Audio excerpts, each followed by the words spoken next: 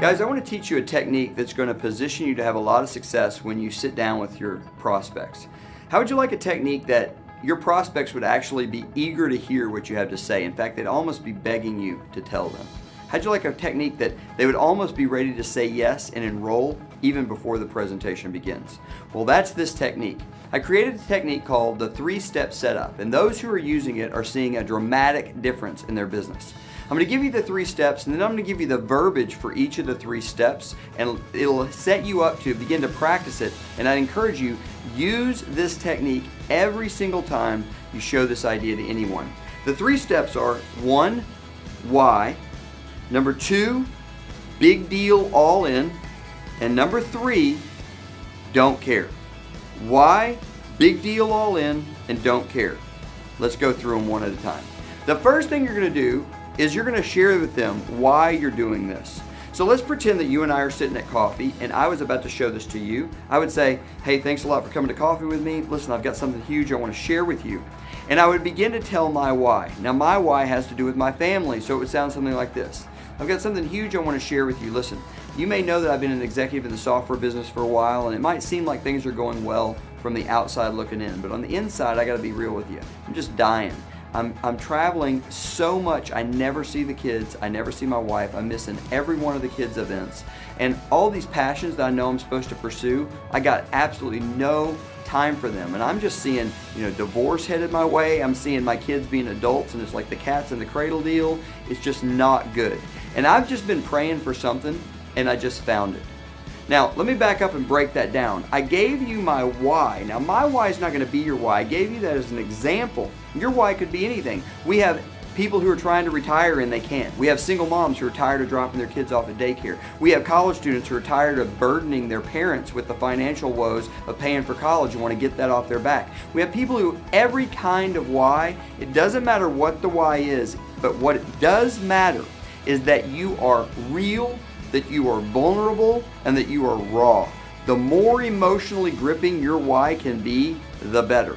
And the last part of this first step is that you need to transition by saying you were looking for something and you found it. I use the phrase, I was praying for something and I found it, because I happen to be a person of faith. It doesn't matter, looking for or praying for, either one works just as well. But what we're doing is we're creating a problem in the mind of the listener. Here's my big problem. I was looking for an answer and I found it.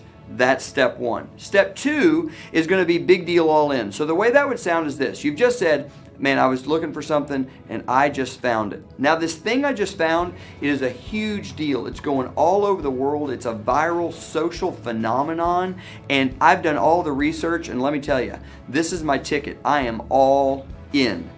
All we said there, guys, is that it's big. We gave them a little reference to how big it is. We want them to know that this is not some small-time thing. This is truly happening all over the globe. Hundreds of thousands of people are getting involved. Now, we're not saying all that. We're just inferring it by telling them how big it is. And we've told them we've done the research and decided to put our chips all the way in, using the poker metaphor. So we're going to say it's a big deal. We've done the research and we're all in.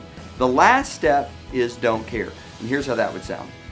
You've just said, and listen, I've decided I'm putting my chips all in. I am all about it. Now, here's the thing. I'm not sure how you're going to, take this. I'm not sure how it's going to impact you. You may love it. You may not get it right away. All I know is this. You're my good friend. I'm going to put this in front of a bunch of people, and I wanted to give you one of the opportunities to be first. Is that cool? So all we said there is, listen, we don't know how they're going to take it. We don't know how it's going to strike them. They may love it. They may not get it right away.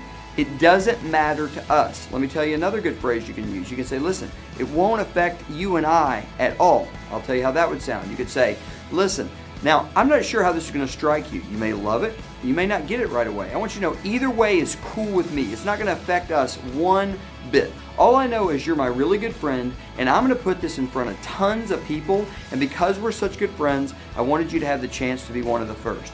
Is that cool? That's what the don't care step sounds like. We basically take it away from them. We tell them it's not going to affect us either way, and at the end we say to them, I just wanted you to have the chance to be one of the first. Is that cool? They always say yes.